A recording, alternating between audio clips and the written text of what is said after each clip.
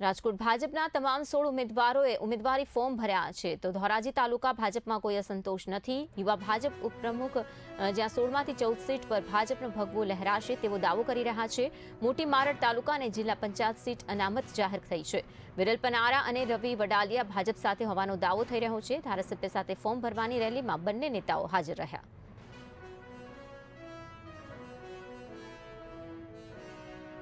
આ સમગ્ર ગુજરાતમાં સ્થાનિક સ્વરાજની ચૂંટણીના પડઘમ વાગી ચૂક્યા છે। એવી જ રીતે ધોરાજી તાલુકા પંચાયતની 16 તાલુકા પંચાયતની સીટના ઉમેદવારો અને ધોરાજી તાલુકા પંચાયતમાં આવતી 2 જિલ્લા પંચાયતની સીટના ઉમેદવારો તમામ ઉમેદવારો આજે નામાંકન રેલી રૂપે વિજય સરઘસમાં અને વિજય મુહૂર્તમાં ફોર્મ ભરવા માટે જઈ રહ્યા છે। જ્યારે કોંગ્રેસ હાર ભાળી ગઈ છે એટલે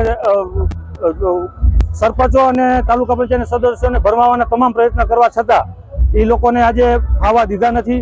ભાજપની જે વિકાસની રાજનીતિ છે, રાષ્ટ્રવાદના મુદ્દા સાથે જે ભારતીય જનતા પાર્ટી લોકોના દિલમાં વસેલી છે અને અમને સંપૂર્ણ વિશ્વાસ છે કે અમે બંને જિલ્લા પંચાયત સંપૂર્ણ બહુમતીથી જીતીશું અને જે ધોરાજી તાલુકા પંચાયત છે એમાં પણ અમે સંપૂર્ણ બહુમતીથી ધોરાજી તાલુકા પંચાયત અમે વિજય કરીને અમે સંપૂર્ણ દેખાડ્યું છે એવી અમને અભ્યર્થના છે અને લોકો પર વિશ્વાસ છે। કરેલા કામ ભારતીય જનતા પાર્ટીએ કરેલા કામના આધારે આજે અમે લોકોમાં મત માગવા માટે નીકળ્યા છીએ। અત્યારે જે વાતાવરણ જોતા કોંગ્રેસ હરીફ જ નથી, આમ આદમી પાર્ટી પણ હરીફ નથી।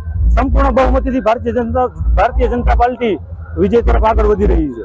ભાજપના લોકો છે કોંગ્રેસ સાથે જોડાઈ રહ્યા છે, શું કહેશો? તમે 2 દિવસ પહેલાના દાખલામાં સવારે જોયું કે સવારે પાટણવાના સરપંચ શ્રી જ્યારે કોંગ્રેસે ખોટી વાતોથી ભરમાઈને કોંગ્રેસનો કેસ ધારણ કર્યો હતો, પણ તે દિવસે સાંજે જ એ લોકોને એની ભૂલ સમજાતા સાંજે ભારતીય જનતા પાર્ટીમાં પુનઃ ઘર વાપસી કરી છે। આ જેવા ખોટા જે પ્રયત્નો છે, ભરમાવાના જે પ્રયત્નો છે એ કોંગ્રેસના નિષ્ફળ ગયા છે।